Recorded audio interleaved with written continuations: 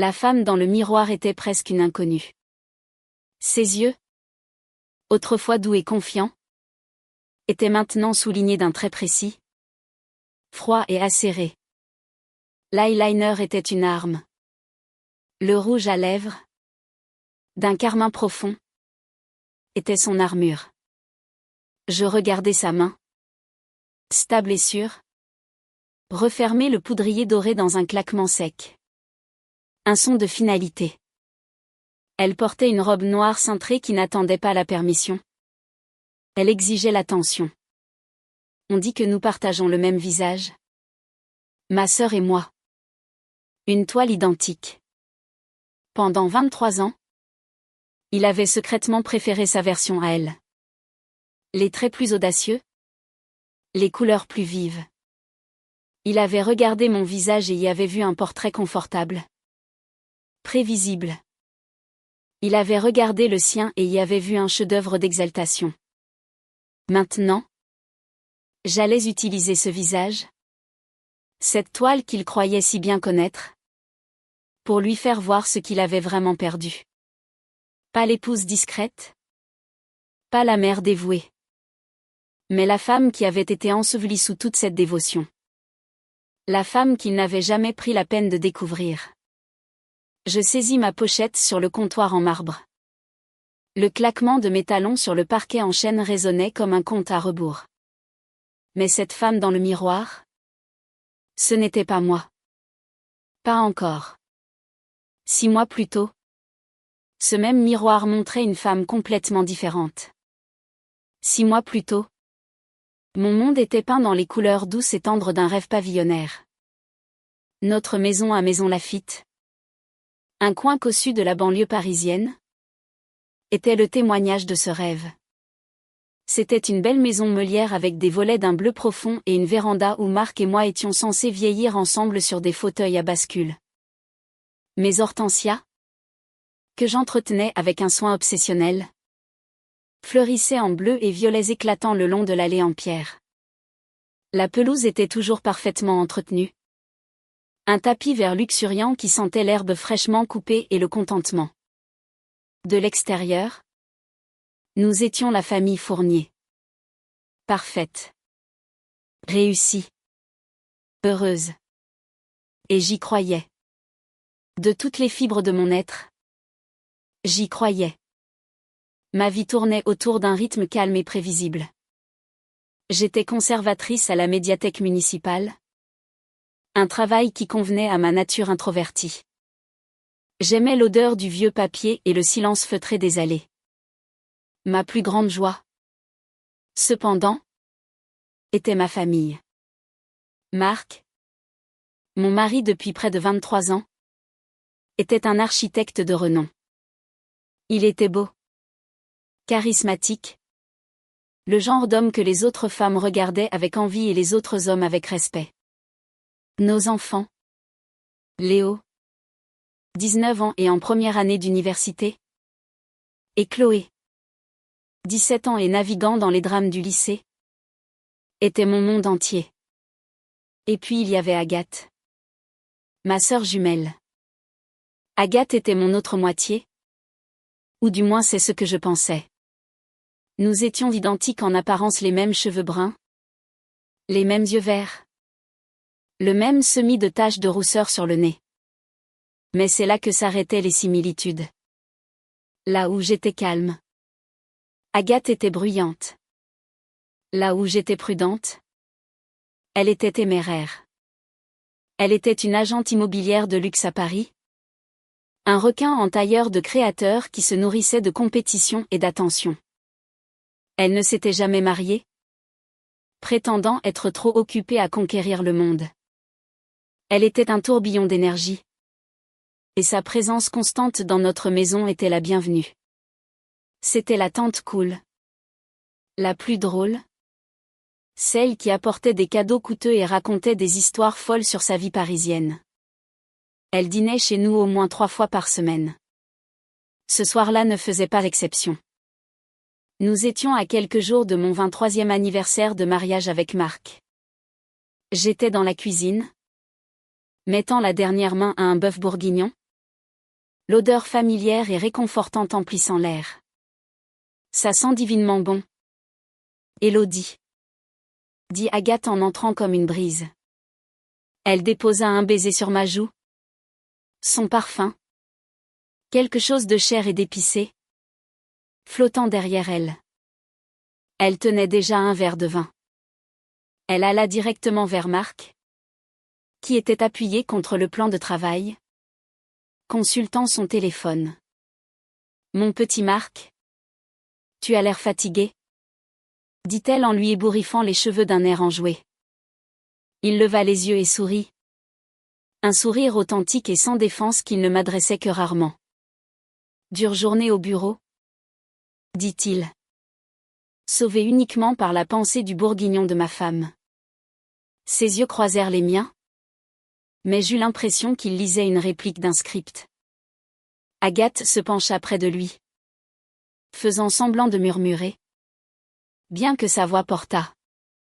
Tu as besoin de vacances. On devrait tous retourner à Santorin. Tu te souviens de ce dernier voyage? Ils éclatèrent de rire. Un souvenir partagé dont je faisais partie, mais dont je me sentais étrangement exclue. Pendant ce voyage, j'avais eu une terrible intoxication alimentaire et j'avais passé 2 jours dans la chambre d'hôtel. Marc et Agathe étaient allés faire de la plongée et explorer ensemble. Ils étaient revenus avec des coups de soleil et des blagues complices qui avaient duré des semaines. C'est juste Agathe, me disais-je. C'est juste leur dynamique. Je me répétais cela depuis des années. Léo et Chloé descendirent les escaliers en trombe. Chloé serra immédiatement sa tante dans ses bras. Tati Agathe. Tu as vu les photos de ma robe de bal que je t'ai envoyée? Bien sûr. Ma chérie. Tu vas être sublime. On devrait aller faire du shopping pour les chaussures ce week-end. C'est moi qui invite. Vraiment? Les yeux de Chloé s'illuminèrent. Tout pour ma nièce préférée. Léo fit une accolade de côté à sa tante. Salut. Tati Agathe. Papa. Tu as vu l'email de mon prof? J'ai eu un 18 à mon partiel. C'est mon garçon, dit Marc, rayonnant de fierté. Il lui tapa sur l'épaule. L'intelligence et le physique. Tu tiens tout de moi. Tout le monde rit. Je souris, servant le bourguignon dans les assiettes. C'était ma vie. Les conversations joyeuses. La belle maison. La famille aimante. C'était tout ce que j'avais toujours voulu. Alors pourquoi avais-je parfois l'impression d'être un fantôme dans ma propre maison? Une régisseuse silencieuse s'assurant que la pièce se déroulait sans accroc pendant que les vrais stars étaient sur scène. Je chassais cette pensée aussi vite qu'elle était venue. C'était juste le trac pré-anniversaire. 23 ans. C'était long. Il était naturel que les choses s'installent dans une routine confortable. La passion ne pouvait pas brûler éternellement comme un feu de forêt. Elle se transforme en une lueur chaude et constante. C'est ce que je me disais. C'était l'histoire à laquelle je me raccrochais. Plus tard ce soir-là, après que les enfants se soient retirés dans leur chambre et qu'Agathe soit finalement partie dans sa voiture de sport noire et élégante, Marc et moi rangions la cuisine. Agathe a l'air de bonne humeur? Dis-je en rinçant une assiette. Elle est sur le point de conclure une énorme affaire à la Défense. Un immeuble de bureau. C'est une force de la nature? Celle-là? Répondit Marc. La voix pleine d'admiration. Il était toujours plein d'admiration pour Agathe. Quand il parlait de moi, sa voix était pleine d'affection. Une affection placide et douce, comme celle qu'on pourrait avoir pour un vieux pull confortable. Notre anniversaire est samedi, dis-je doucement, essayant de ramener la conversation vers nous. Je pensais qu'on pourrait aller dans ce petit bistrot où tu m'as fait ta demande. Il s'essuya les mains sur un torchon, le dos tourné vers moi. Ça me semble bien. Chérie. Mais je devrais peut-être travailler tard vendredi. Donc une soirée le samedi sera parfaite. Il se retourna et me déposa un rapide baiser sur le front. Je suis épuisée. Je vais monter me coucher. Et juste comme ça. Il était parti. Je restais seule dans la cuisine immaculée. Le silence bourdonnant à mes oreilles. La chaleur de notre dîner familial s'était évaporée, laissant un froid subtil et familier à sa place. Je regardais les 2 verres de vin laissés sur le comptoir. Celui d'Agathe et celui de Marc. Côte à côte. Une tache de son rouge à lèvres audacieux maculait le bord de son verre.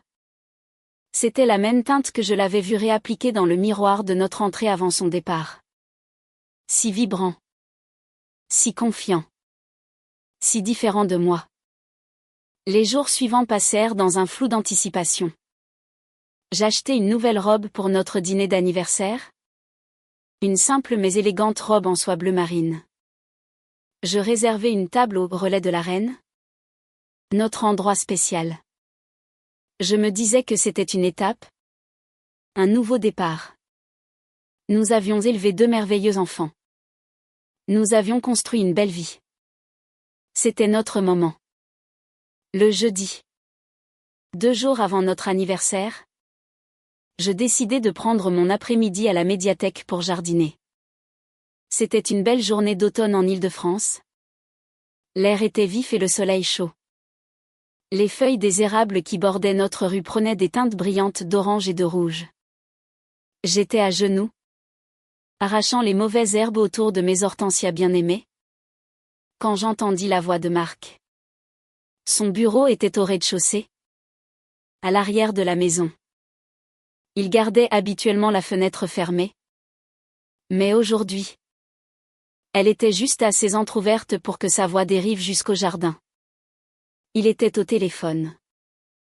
Je souris pour moi-même, supposant qu'il s'agissait d'un client. Marc travaillait toujours. Mais le ton était faux. Ce n'était pas sa voix professionnelle et autoritaire d'architecte. Elle était plus basse, plus intime.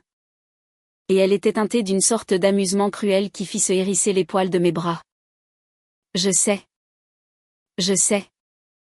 disait-il. Il gloussa. C'était un son bas. Conspirateur. Il faut que tu sois patiente encore un peu. Une pause. Je me figeai. Ma main planant au-dessus d'une mauvaise herbe tenace. Mon cœur commença à battre un peu plus vite. C'était une conversation privée. Je devrais m'éloigner. Je devrais respecter son intimité. Mais mes pieds semblaient enracinés dans le sol. Bien sûr que tu me manques, dit-il.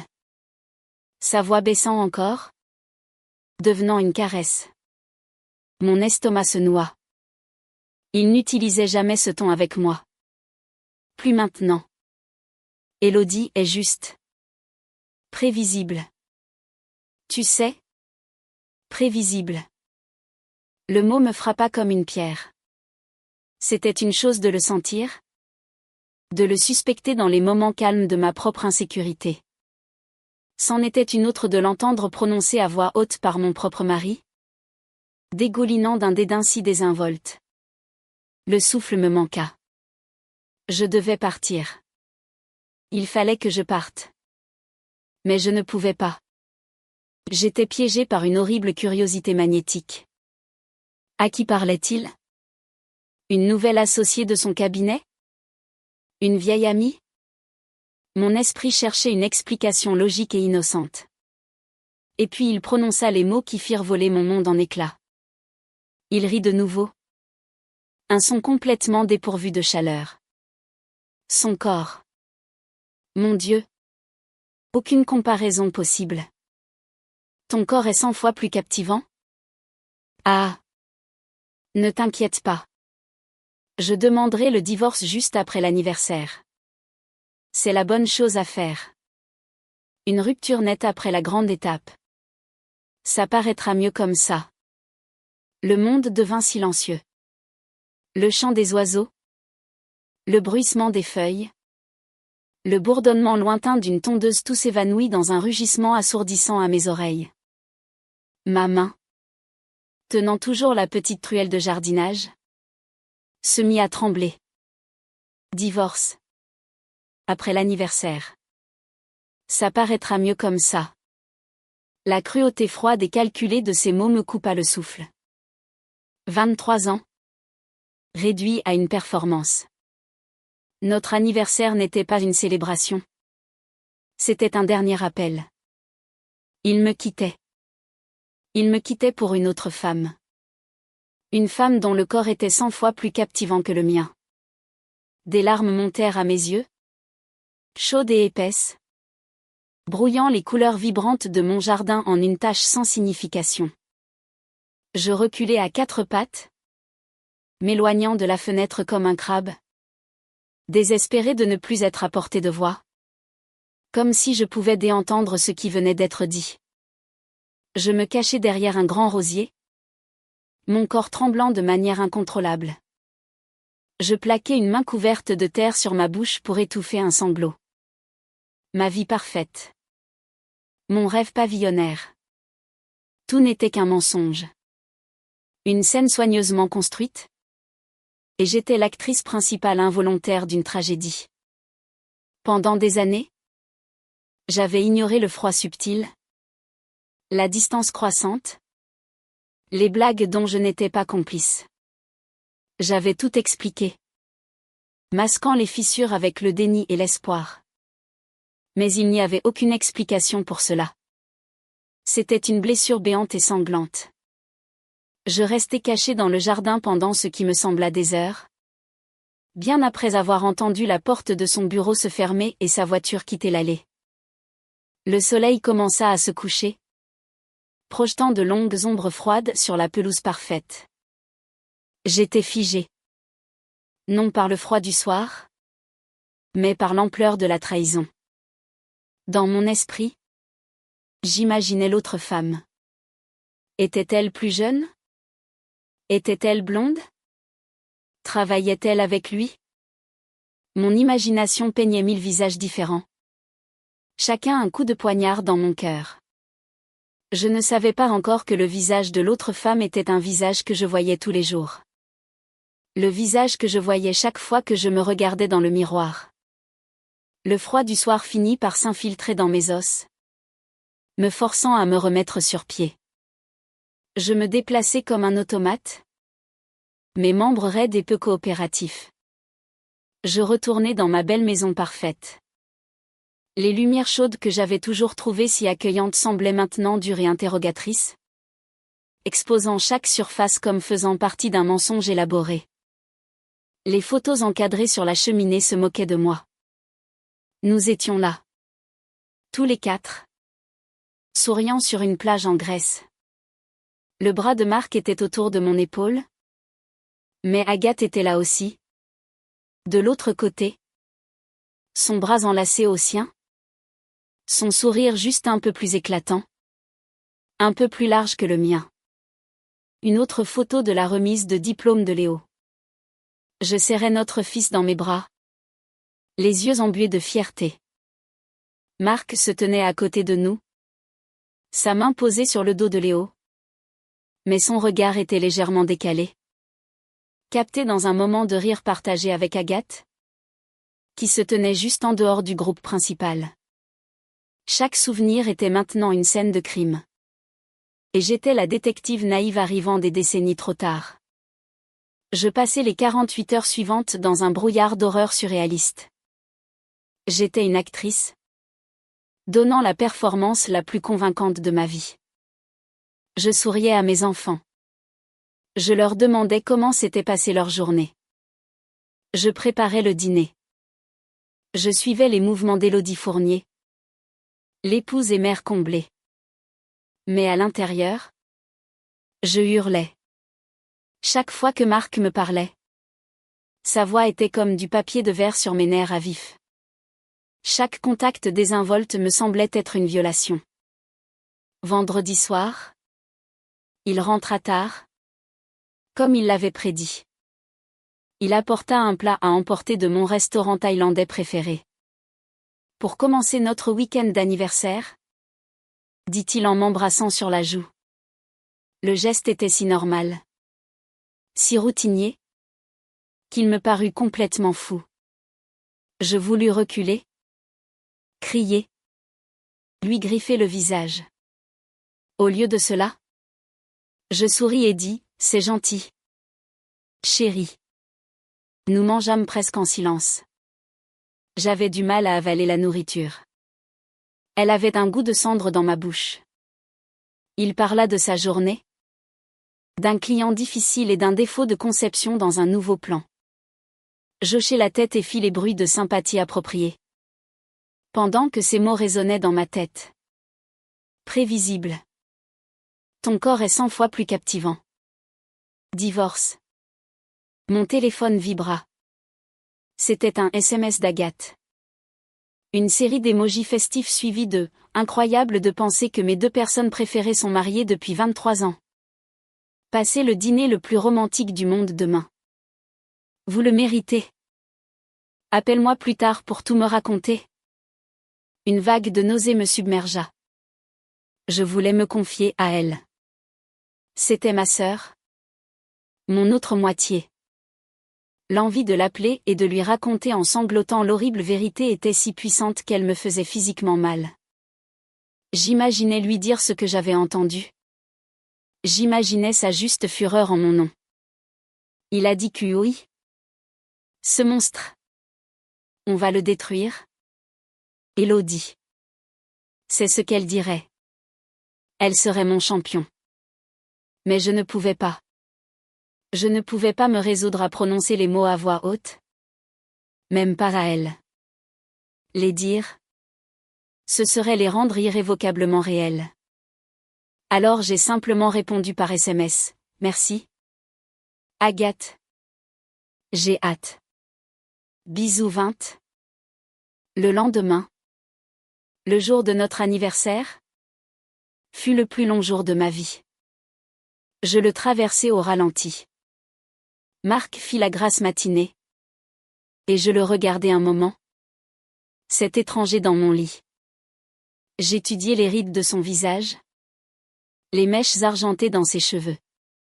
Qui était cet homme? Comment avais-je pu vivre à ses côtés pendant 2 décennies sans jamais vraiment le voir? Il se réveilla et me sourit. Joyeux anniversaire, ma belle. Il me serra contre lui. Et je me forçai à ne pas me raidir. Il avait un cadeau pour moi.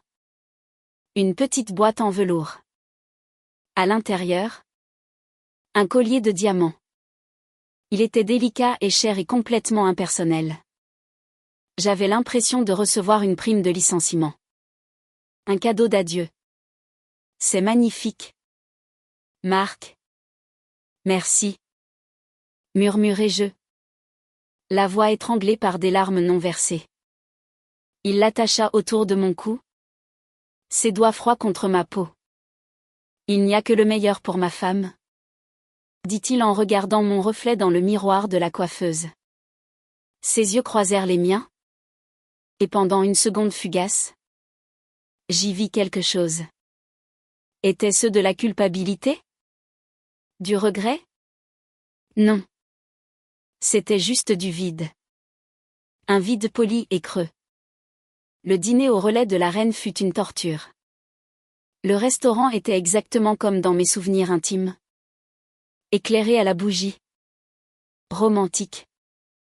Le propriétaire, un vieil homme charmant nommé Monsieur Dubois, vint à notre table. Monsieur et Madame Fournier. Quel plaisir de vous voir. Est-ce une occasion spéciale? Notre 23e anniversaire? Annonça fièrement Marc, me souriant radieusement en me tenant la main sur la table. Son pouce caressait mes articulations. C'était pour la galerie. Une performance pour Monsieur Dubois. Pour les autres clients. Pour le monde entier. Félicitations. C'est une étape merveilleuse, dit Monsieur Dubois. Les yeux pétillants. La première bouteille de vin est offerte par la maison. Je me sentis comme une imposture. Je sirotais le vin rouge coûteux et écoutais Marc raconter une version aseptisée et charmante de notre vie commune. Il raconta l'histoire de sa demande en mariage. Ici même dans ce restaurant. L'embellissant de détails qui n'étaient pas tout à fait vrais. Se donnant l'air plus romantique. Plus audacieux. J'avais entendu cette histoire des centaines de fois. Mais ce soir, on aurait dit qu'il parlait de deux autres personnes. Et elle est le centre de mon monde depuis lors. Conclut-il en levant son verre vers moi. À mon Élodie. La meilleure épouse et mère qu'un homme puisse espérer. Je levai mon verre. Ma main tremblant légèrement. Nos verres s'entrechoquèrent. Le son fit écho à la fêlure de mon cœur. Je le regardai dans les yeux. Cherchant une seule once de sincérité. Une lueur de l'homme que j'avais épousé. Je ne trouvais rien. Je regardais un masque magnifiquement conçu. Le trajet du retour se fit en silence. Les lumières de la ville défilaient en flou par la fenêtre. Le collier semblait lourd et froid contre ma peau. Comme une chaîne. Je ne pouvais plus continuer. La performance était terminée. Je ne pouvais pas retourner dans cette maison et faire semblant une seconde de plus. Quand nous arrivâmes, la maison était sombre et silencieuse. Les enfants passaient la nuit chez des amis. Un fait pour lequel je fus soudain profondément reconnaissante. Marc alluma les lumières de l'entrée. C'était une soirée charmante, dit-il en enlevant sa veste. Je ne bougeais pas. Je restais près de la porte. Mon sac à main serré dans ma main. Marc. Ma voix était basse. Mais elle trancha l'air avec une intensité étrange. Il se tourna. Un air interrogateur sur le visage. Oui. Chérie.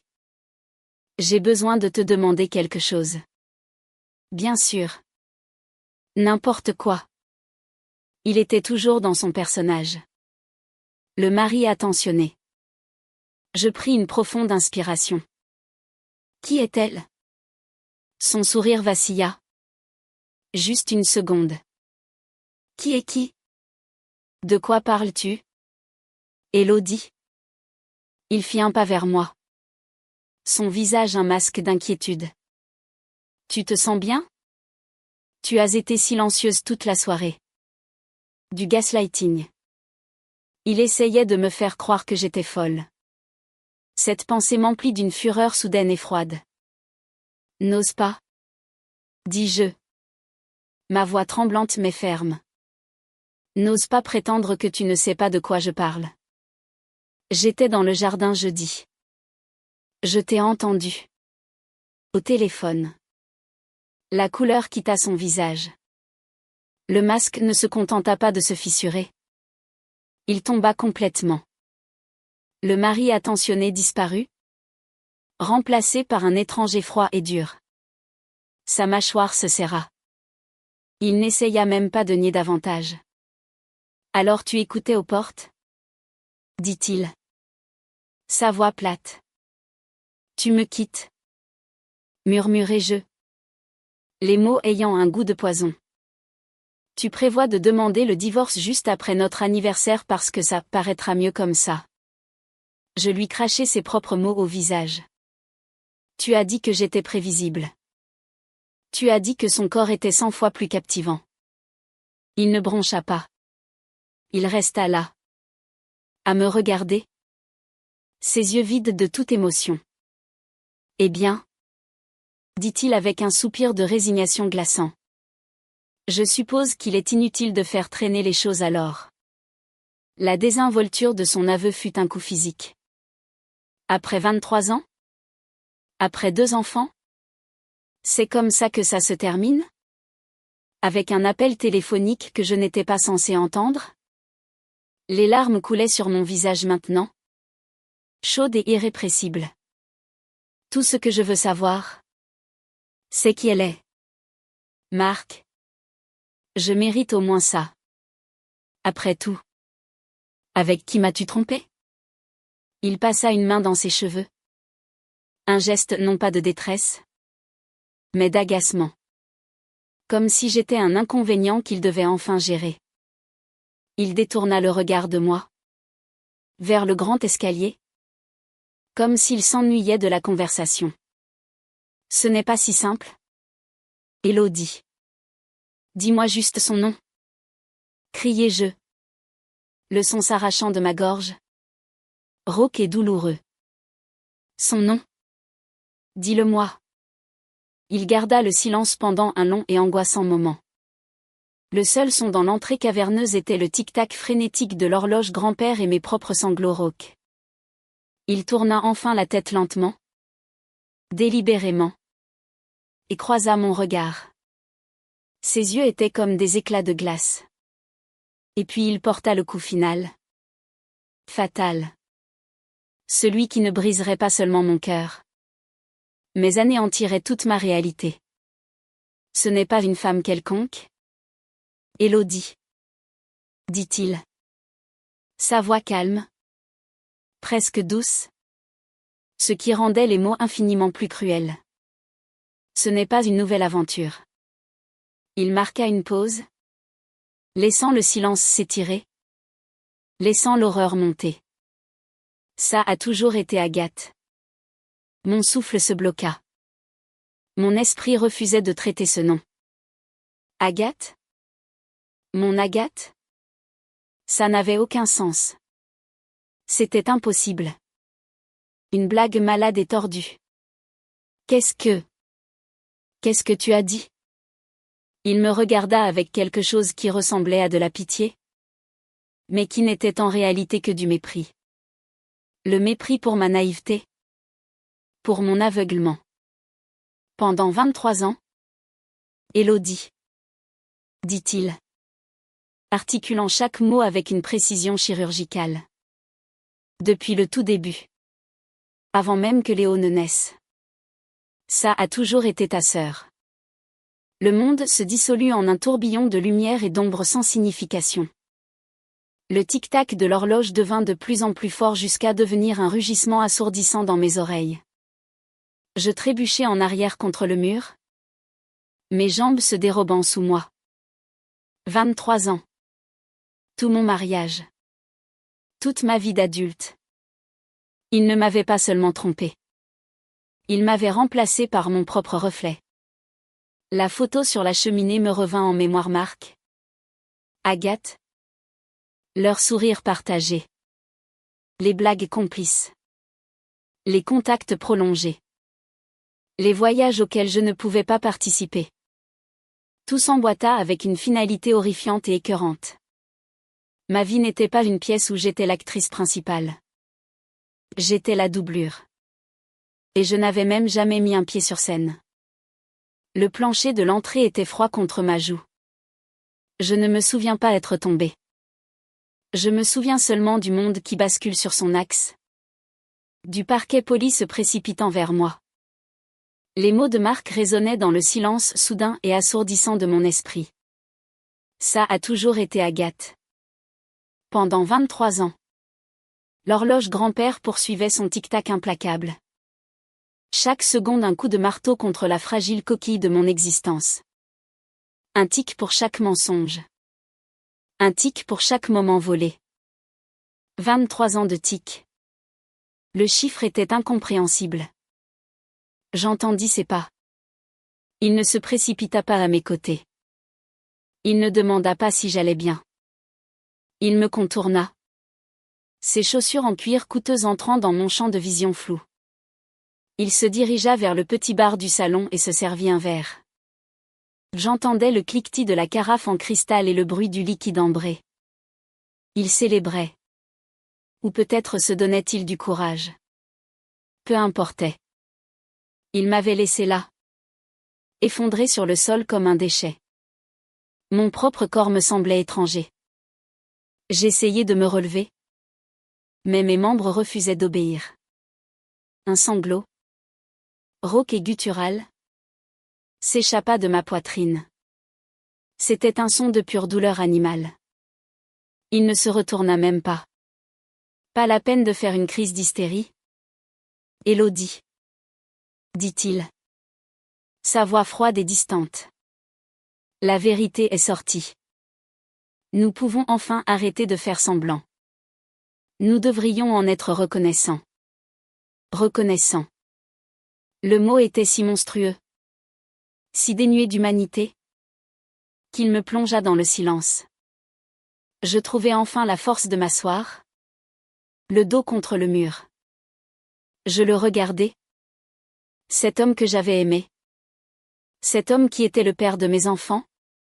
Et je vis un parfait étranger. Un monstre portant le visage de mon mari. Reconnaissant? Murmurai-je. La voix rauque. Toi et ma sœur. Ma sœur jumelle. Vous m'avez trahi pendant tout notre mariage. Et je devrais être reconnaissante? Je ne vais pas m'excuser pour ça, dit-il en prenant une gorgée de son verre. Ce sont des choses qui arrivent. Agathe et moi avons une connexion. Une vraie. Quelque chose que toi et moi n'avons pas eu depuis des années. Si jamais nous l'avons eu. Tu étais confortable. Élodie. Tu étais une bonne mère. Tu as construit une belle maison. Mais tu n'as jamais été excitante. Tu ne m'as jamais défiée. Agathe? Si. Il réécrivait notre histoire, effaçant toute trace d'amour ou de passion que nous aurions pu partager, me dépeignant comme une créature domestique et ennuyeuse qui n'avait pas réussi à maintenir son intérêt. C'était une tactique classique des coupables, blâmer la victime. Et le plus terrifiant, c'est qu'une petite partie blessée de moi le croyait presque. J'avais toujours été la discrète, la prévisible. Le reste de la nuit est un trou noir dans ma mémoire. Je crois que j'ai rampé jusqu'à l'étage. Je crois que je me suis enfermée dans notre chambre. Notre chambre. Elle semblait souillée, profanée. Je restais allongée sur le lit, entièrement habillée, à fixer le plafond jusqu'à ce que le soleil commence à filtrer à travers les stores. Gris et impitoyable. Le lendemain matin était un dimanche. La maison était d'un calme troublant. Je descendis et le trouvai dans la cuisine, préparant du café, comme si c'était un jour ordinaire. Il avait déjà fait une valise. Elle se tenait près de la porte de derrière, élégante et noire. Je vais rester à l'hôtel quelques jours jusqu'à ce que je puisse régler quelque chose de plus permanent avec Agathe, dit-il, sans me regarder. Il en parlait si nonchalamment, comme s'il discutait d'une fusion d'entreprises. Nous devons le dire aux enfants. Non, dis-je. Ma voix à peine un murmure. S'il te plaît. Marc. Pas encore. Laisse-moi. Te laisser quoi? Élodie? Me coupa-t-il, se tournant enfin vers moi. Te laisser trouver un moyen de les monter contre moi? Non. Nous allons le faire aujourd'hui. En adulte. Nous leur dirons ensemble que nous nous séparons. Et que je suis avec Agathe maintenant. Il vaut mieux être honnête. Sa version de l'honnêteté était une arme, conçue pour infliger un maximum de dégâts. Avant que je puisse protester davantage, une voiture entra dans l'allée. Une voiture de sport noire et élégante. La voiture d'Agathe. Mon cœur s'arrêta. Elle n'oserait pas. Elle ne pouvait pas être aussi effrontée. Aussi cruelle. Mais elle l'était. Elle entra par la porte de derrière sans frapper. Un sourire triomphant sur le visage. Elle portait des vêtements de yoga coûteux. L'air frais et dynamique. Comme si elle sortait d'une séance d'entraînement matinale. Elle me vit. Sa jumelle identique. Debout. Brisée et vidée. Et son sourire ne vacilla même pas. Salut. Sœurette. Dit-elle. Sa voix légère. Elle alla directement vers Marc et lui donna un long et profond baiser. Là. Dans ma cuisine. Ma cuisine parfaite. C'était une démonstration de possession. Un marquage. Il était à elle maintenant. Je sentis le monde se remettre à tourner. Je m'agrippai au bord du comptoir pour rester debout. Sors. Articulai-je difficilement. Sors de ma maison. Agathe se recula de Marc et me regarda enfin. Son expression un mélange de pitié et de condescendance. Oh. Élodie. Ne sois pas comme ça. C'est pour le mieux. Tu verras. Tu n'as jamais été heureuse. Pas vraiment. Toujours si inquiète? Si. Beige. Marc mérite d'être avec quelqu'un qui correspond à son énergie. Nous avons le même visage? Murmurai-je. Les mots absurdes? La seule pensée que mon esprit brisé pouvait formuler. Elle rit. Un son sec et métallique. Nous avons le même visage? Mais c'est tout. J'ai le feu. Élodie. La passion. Il te regardait et voyait un petit étang tranquille. Il me regarde et voit l'océan. Tu ne peux pas lui en vouloir de vouloir naviguer. Sa cruauté était poétique. Elle était répétée. C'était un discours qu'elle avait répété dans sa tête pendant des années. Elle avait pensé à ce moment. L'avait planifié. Pendant que je planifiais des fêtes d'anniversaire et des vacances en famille, elle planifiait la démolition de ma vie. 23 ans. Dis-je. Les mots coincés dans ma gorge. Tu étais à mes côtés à mon mariage. Tu as tenu mes bébés à l'hôpital. Tu as été ma témoin. Ma meilleure amie. Et j'étais amoureuse de ton mari pendant tout ce temps. Acheva-t-elle. Sa voix se durcissant. C'était une torture pour moi aussi. Tu sais. Te regarder vivre la vie qui aurait dû être la mienne. Avec l'homme qui aurait dû être le mien. Mais maintenant? C'est fini. Nous n'avons plus à nous cacher. Les enfants descendirent alors, attirés par le son de nos voix. Chloé la première? Se frottant les yeux. Léo suivit. Tapant déjà sur son téléphone. Ils s'arrêtèrent net dans les escaliers en voyant la scène. Leur père. Leur tante. Debout. Intimement proches. Leur mère. Pâle et tremblante. S'agrippant au comptoir. La valise faite près de la porte. Maman? Qu'est-ce qui se passe? Demanda Chloé. Sa voix petite et effrayée. Marc prit les choses en main. Il passa un bras protecteur autour d'Agathe, présentant un front uni. Les enfants. Venez vous asseoir. Votre mère et moi devons vous parler. Ils s'assirent à la table de la cuisine. Leur visage un mélange de confusion et de peur. Je restai debout. Un fantôme dans ma propre maison. Incapable de bouger. Incapable de parler. Marc annonça la nouvelle d'un ton calme et raisonnable qui me fit froid dans le dos. Il parla de « s'éloigner », de « chemins différents ».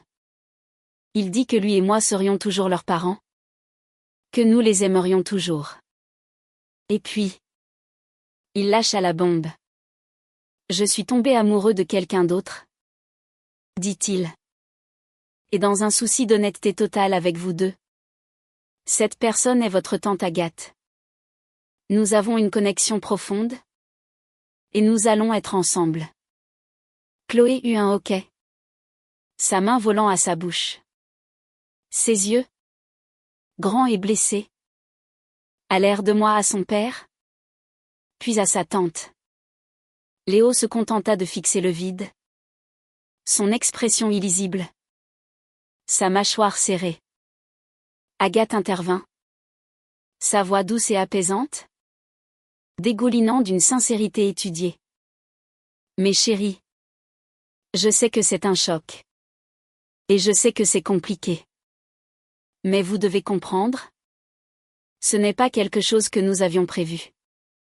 Votre père et moi avons lutté contre ça pendant très longtemps parce que nous ne voulions blesser personne. Surtout pas vous. Mais certaines choses sont justes. Écrites. Nous vous aimons tellement tous les deux. C'étaient des manipulateurs magistraux. Ils présentaient leur liaison de plusieurs décennies comme une histoire d'amour tragique et épique. Et leur trahison comme un acte d'honnêteté courageuse. Je pouvais voir la confusion sur les visages de mes enfants. Ils aimaient leur tante cool et excitante. Ils vénéraient leur père brillant et confiant. Et puis il y avait moi. Calme. Prévisible. En train de pleurer dans mon coin. Maman. La voix de Léo rompit enfin le silence. Elle n'était pas douce comme celle de Chloé. Elle était dure. Accusatrice. Tu étais au courant? Je secouai la tête.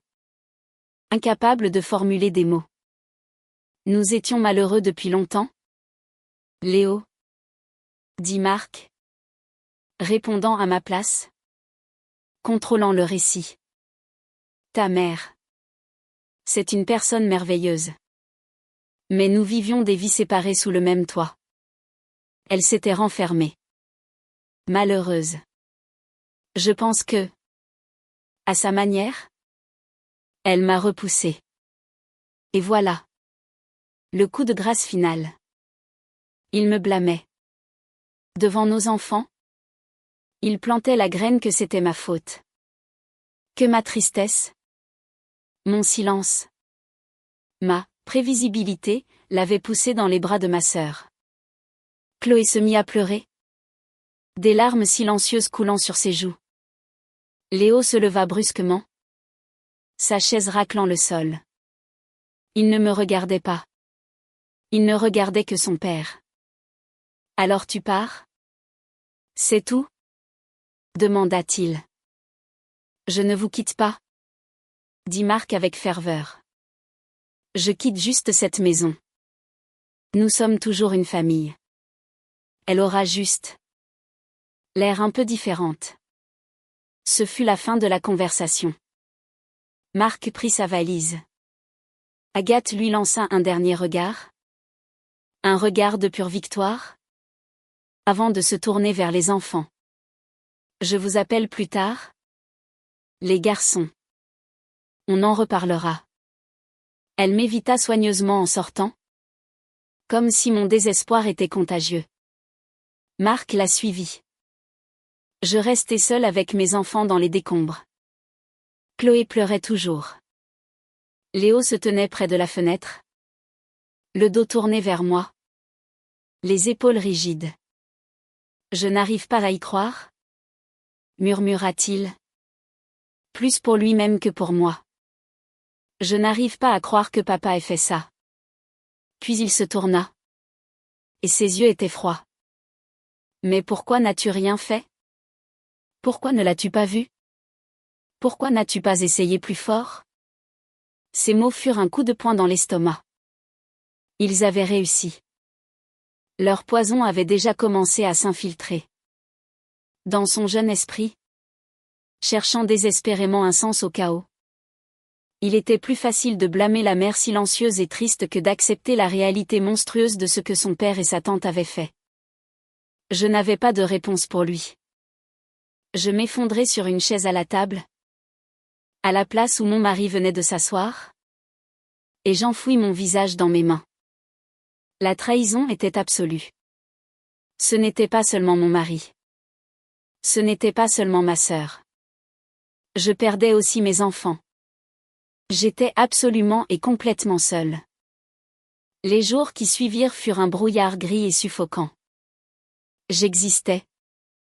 Je ne vivais pas. Je me déplaçais dans les pièces de ma maison.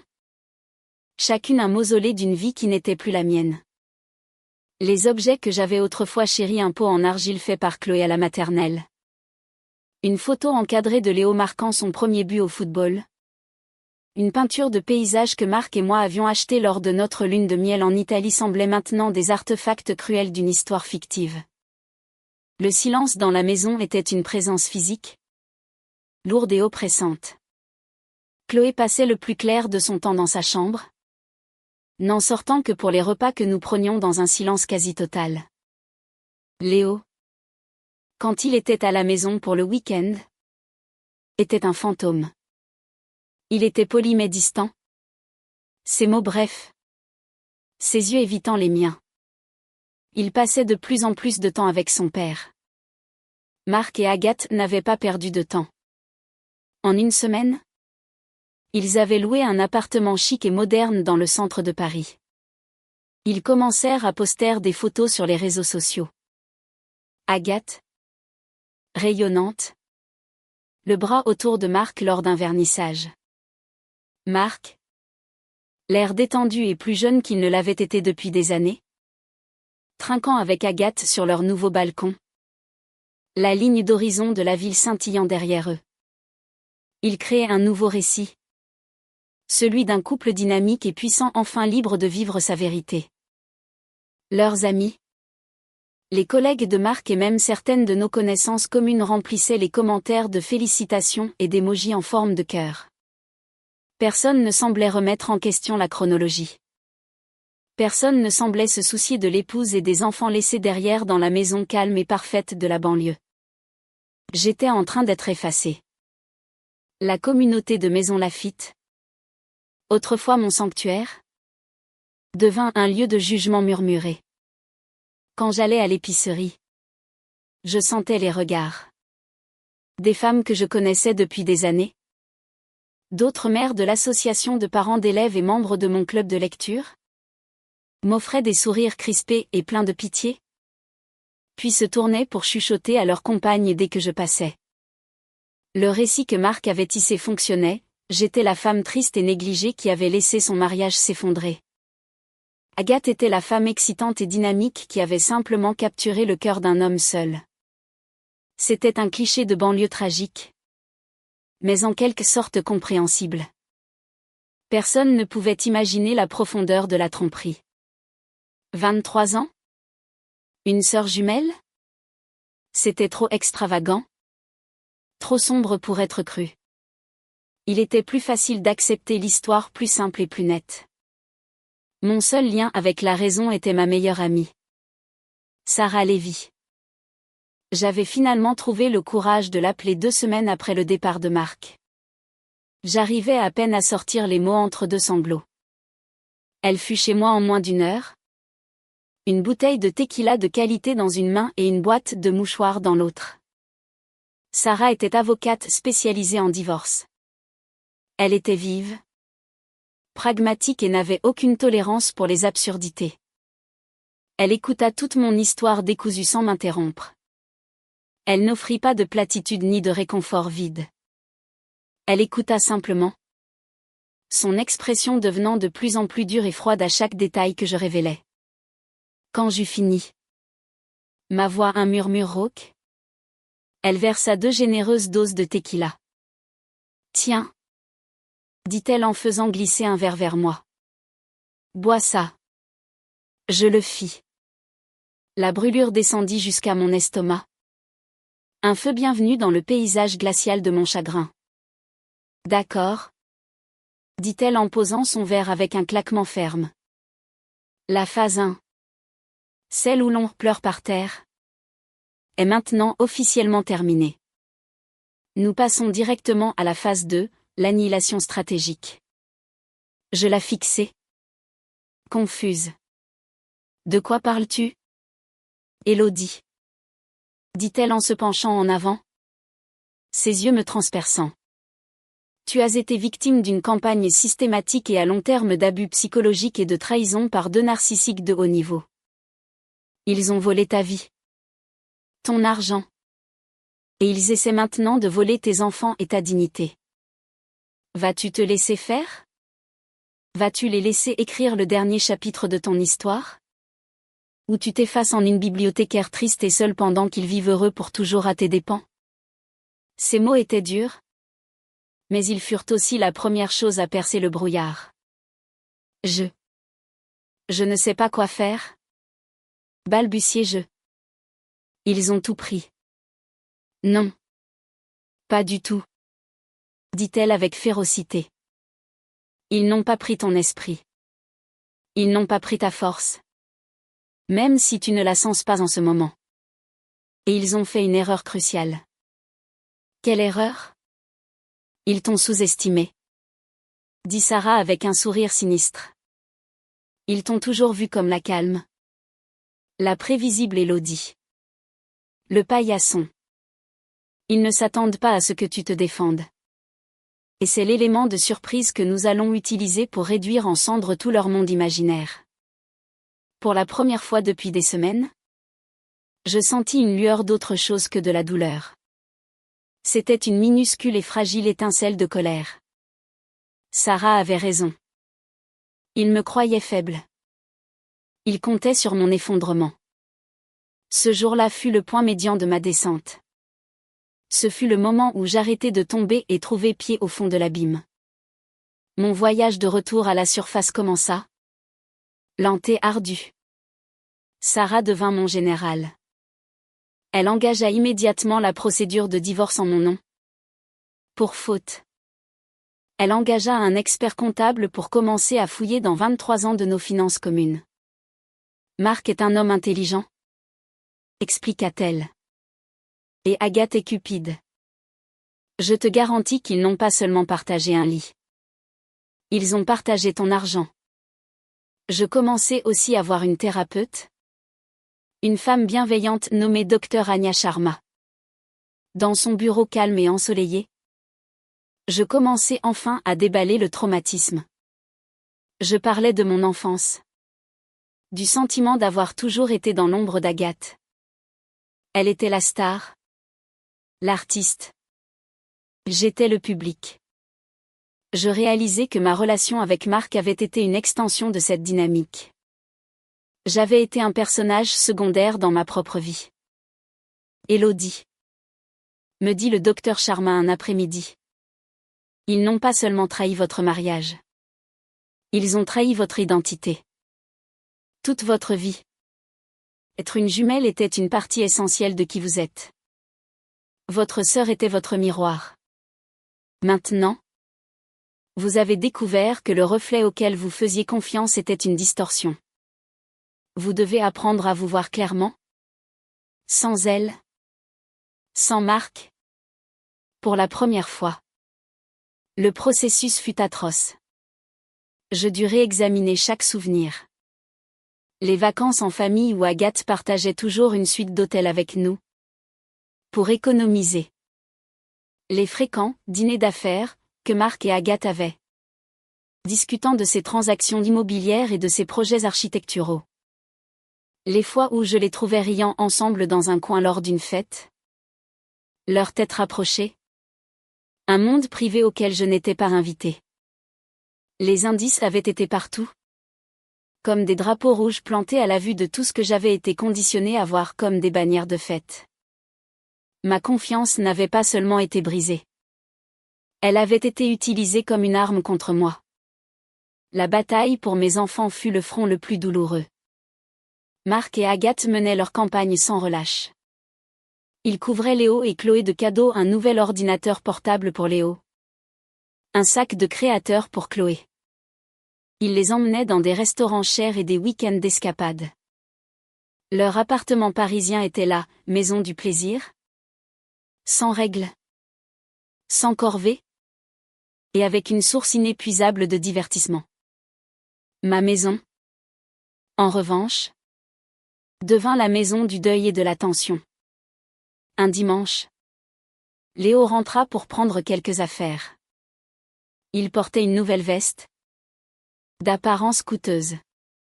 C'est une belle veste, dis-je, essayant de paraître décontracté.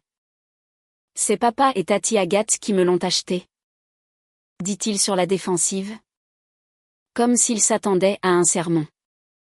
On a fait du shopping hier. C'est gentil de leur part. » Je pris une inspiration. Léo, On peut parler? Il soupira.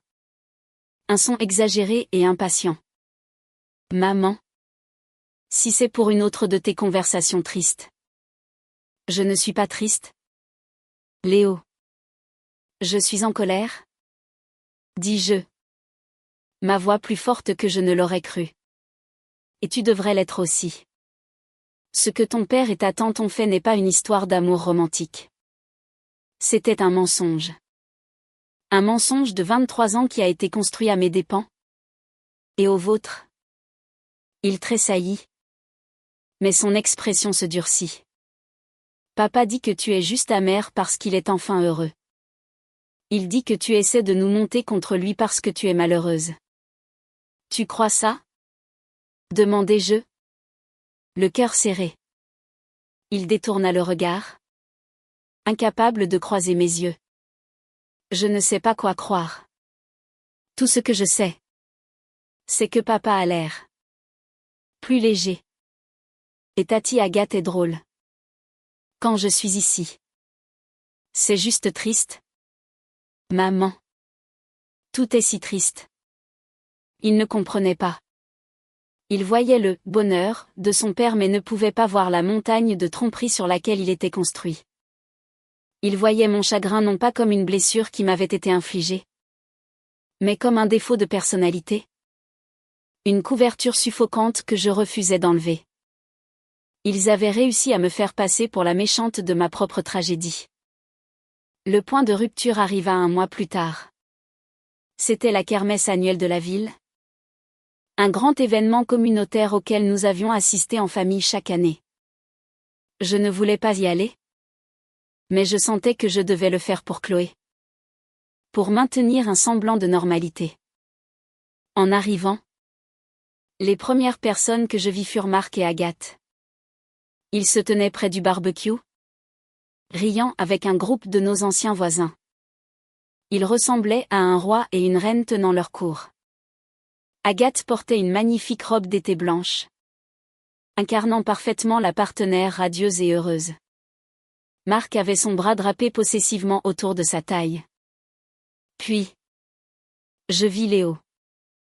Il était avec eux. Il retournait des saucisses sur le grill, riant de quelque chose que son père disait. Il leva les yeux. Nous vit Chloé et moi. Seuls. Et son sourire disparut. Il fit un signe de la main hésitant et gêné. Puis se retourna rapidement vers le groupe. Il avait choisi son camp. La main de Chloé se serra dans la mienne. Je veux rentrer à la maison, murmura-t-elle. Mais j'étais figée. L'étalage public. La manière désinvolte dont ils avaient usurpé ma place. Ma vie. Mon fils. C'était une déclaration de guerre. Juste à ce moment-là, une des voisines, une femme nommée Carole qui avait été dans mon club de lecture pendant une décennie, passa devant moi. Elle me lança un regard de pure pitié. Ça doit être si difficile pour toi. Élodie. Dit-elle. Sa voix dégoulinant de fausse sympathie. Mais tu dois admettre qu'ils forment un beau couple.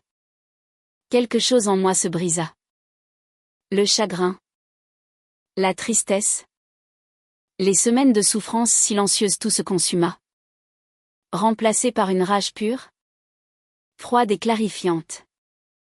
Sarah avait raison. Ils m'avaient sous-estimé. Ils l'avaient tous fait. Ils pensaient que je disparaîtrais tranquillement. Ils avaient tort. Je regardais Marc, riant sans un souci au monde. Je regardais Agathe, ma sœur, mon image miroir, qui avait volé mon reflet et l'avait appelé le sien. Je ne serais pas effacée. Je ne serais pas la femme triste et prévisible qu'ils avaient créée. Je me battrais. Et j'utiliserais la seule chose qu'ils ne pourraient jamais me prendre, la vérité. Ma guerre ne faisait que commencer. La kermesse fut mon catalyseur. L'humiliation. La pitié publique. La trahison désinvolte de Léo, tout cela se fondit en un seul point de résolution. Aiguisé et dur comme le diamant. Je ne serais plus une victime passive dans le drame de ma propre vie. J'allais devenir l'auteur de ma propre fin. Je rentrai chez moi et appelai Sarah. Je suis prête, dis-je. Ma voix dépourvue de son tremblement habituel. Dis-moi ce que je dois faire. Bien, répondit-elle. Son ton purement professionnel. Premièrement, arrête de penser en termes d'émotions et commence à penser en termes de preuves.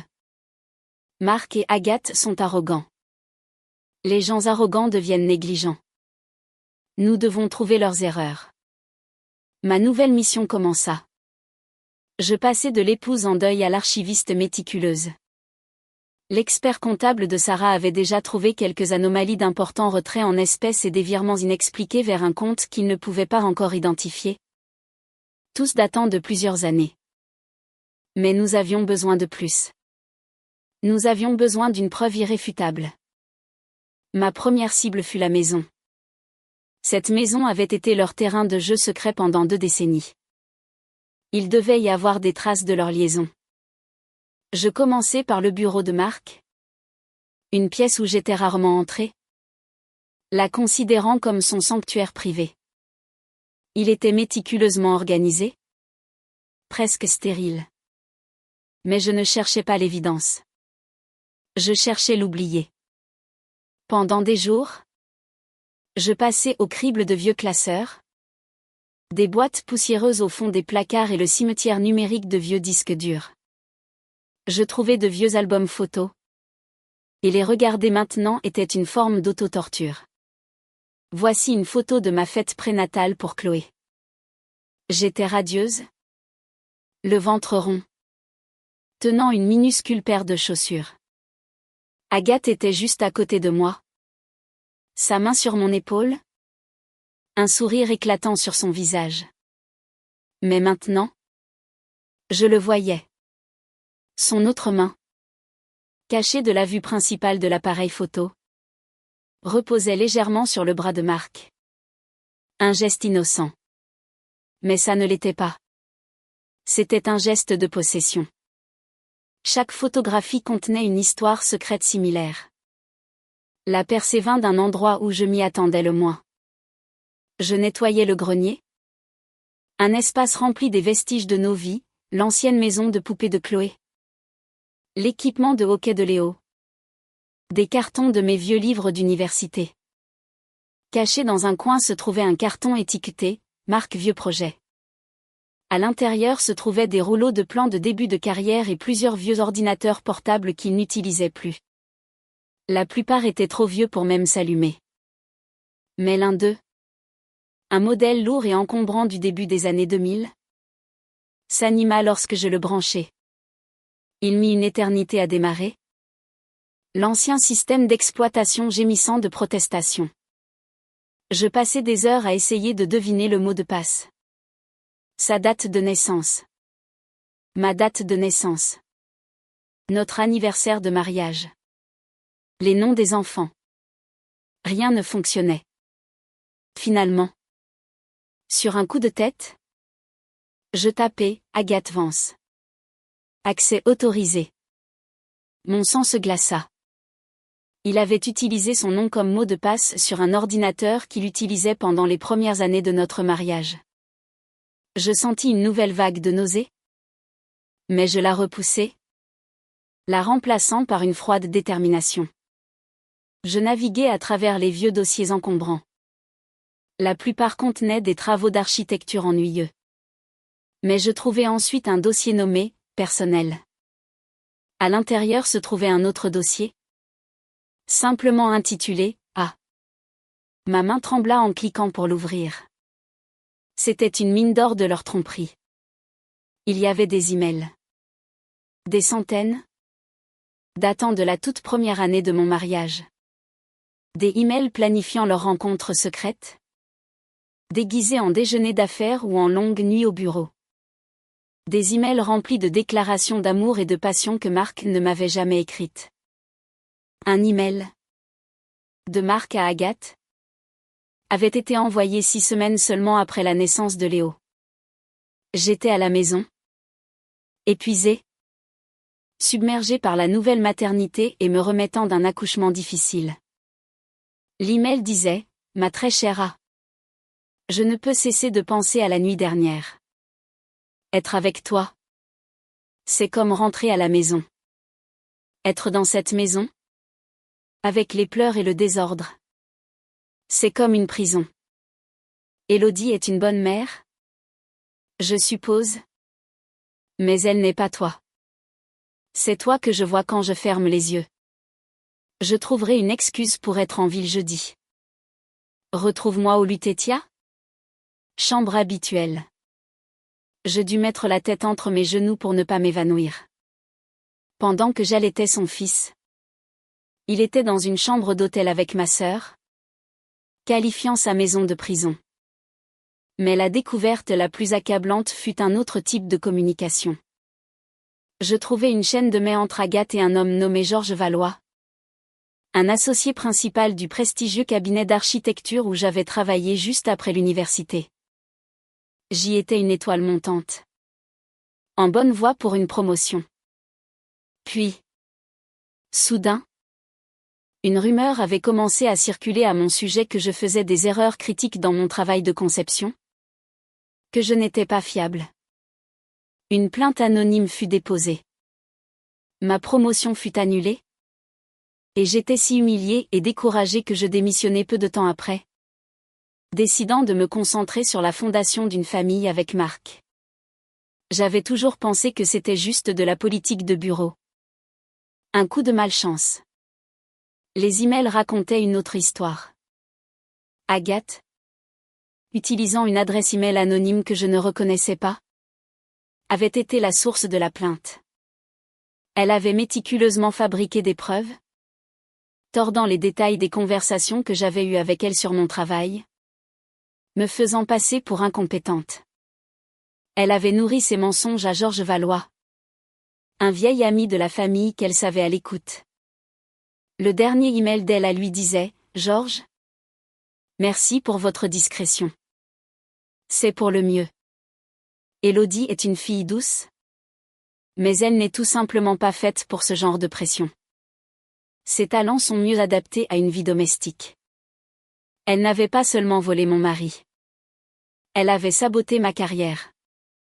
Elle avait délibérément conçu ma vie, me poussant dans le rôle de la mère au foyer. Là, prévisible. Afin d'avoir un chemin dégagé vers Marc et son brillant avenir. Elle m'avait relégué au rang de l'étang tranquille pour pouvoir être l'océan. J'imprimais chaque email. Les mains tremblantes d'une rage si profonde qu'elle aurait pu alimenter une ville. C'était la preuve irréfutable. C'était la preuve d'une conspiration qui s'étendait non seulement à mon mariage, mais à toute ma vie d'adulte. Armée de ces preuves, mon attitude commença à changer. Le nuage de chagrin commença à se dissiper, remplacé par une clarté glaçante. J'arrêtai de pleurer. Je commençai à planifier. J'allais à la médiathèque non seulement pour travailler, mais pour faire des recherches. Je lisais des livres sur le trouble de la personnalité narcissique, sur la fraude financière, sur la stratégie juridique. Je n'étais plus seulement Élodie la bibliothécaire. J'étais une femme qui se préparait à la guerre. Ma transformation ne passa pas inaperçue. La fois suivante où Chloé rentra d'un week-end avec son père, elle me regarda avec une nouvelle sorte de curiosité. « Maman » dit-elle, hésitant sur le seuil de la cuisine. « Tu as l'air différente. » « Différente comment ?» demandai-je, levant les yeux du bloc-notes où je prenais des notes. « Je ne sais pas. Plus forte ? Peut-être. Tu ne pleures plus tout le temps. » Il y avait une pointe d'admiration dans sa voix, mais elle fut rapidement suivie par de la culpabilité. Tati Agathe dit que tu deviens juste froide et amère. Elle dit que tu essaies de prendre tout l'argent de papa. Et qu'est-ce que tu en penses ? Chloé? Demandai-je en la regardant dans les yeux. Elle baissa les yeux vers ses chaussures. Je ne sais pas, murmura-t-elle. Tout est si confus. Papa et Agathe ont l'air si heureux. Ils m'ont acheté ce nouveau téléphone. Elle le brandit. C'était le modèle le plus récent et le plus cher. Ils ont dit qu'ils voulaient juste que nous soyons tous heureux. Il y a une différence, ma chérie, entre acheter le bonheur et le mériter, dis-je doucement. Parfois, les choses qui brillent le plus à l'extérieur sont les plus pourries à l'intérieur. Tu es intelligente. Tu finiras par comprendre. Je n'insistais pas.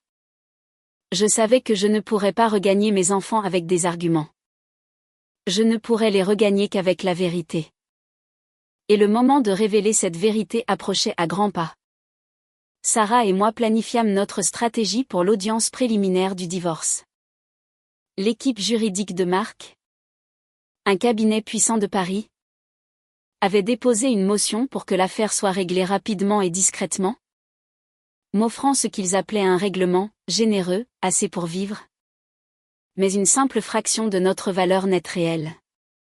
Ils me dépeignaient comme la femme au foyer dépendante, sans droit à la richesse que Marc avait générée. Ils n'avaient aucune idée de ce qui les attendait. La veille de l'audience, je fis quelque chose que je n'avais pas fait depuis des années. Je parcourus mon placard, dépassant les cardigans sages et les pantalons confortables que je portais à la médiathèque. Tout au fond, conservé dans une housse, se trouvait un tailleur pantalon gris foncé que j'avais acheté pour mon travail au cabinet d'architecture. Celui que je n'avais jamais pu porter pour ma promotion. Je le sortis. Il m'allait toujours parfaitement. Alors que je me tenais devant le miroir, j'entrevis la femme que j'étais autrefois. La jeune architecte ambitieuse. Avant que son avenir ne lui soit volé. Mais ses yeux étaient différents maintenant. Ce n'étaient pas les yeux pleins d'espoir et de naïveté d'une jeune femme. C'étaient les yeux d'une survivante. Et ils étaient prêts pour la bataille. La salle d'audience était un espace stérile et impersonnel, tout en bois poli et en couleurs sourdes, conçu pour dépouiller les conflits humains de leurs émotions. Mais l'air en était épais. Marc et Agathe étaient assis ensemble à la table adverse. L'image parfaite d'un couple de pouvoir, confiant et uni. Marc portait un costume impeccablement taillé, son expression calme et un peu ennuyée, comme si c'était un inconvénient commercial mineur. Agathe était à côté de lui. Une vision en soie crème. Elle m'adressa un bref sourire condescendant. Un regard qui disait « Tu ne peux pas gagner ?» Ma pauvre chose pathétique. Mes enfants étaient là. Sarah l'avait déconseillé. Mais j'avais insisté. Ils doivent être là. Lui avais-je dit. Ils doivent entendre la vérité de quelqu'un d'autre que leur père. Léo et Chloé étaient assis au premier rang de la galerie publique. L'air mal à l'aise et déplacé. La mâchoire de Léo était serrée dans une ligne obstinée. Ses bras croisés sur sa poitrine. Un miroir de l'arrogance de son père. Chloé avait juste l'air terrifiée. Ses yeux allant de moi au couple à l'autre table. L'avocat de Marc. Un homme élégant aux cheveux argentés nommé Maître Valois. Commença sa déclaration liminaire. Il peignit le tableau d'un mariage qui était émotionnellement mort depuis des années. Il décrivit Marc comme un homme brillant et travailleur et moi comme une femme discrète et sans ambition qui s'était contentée de vivre du succès de son mari.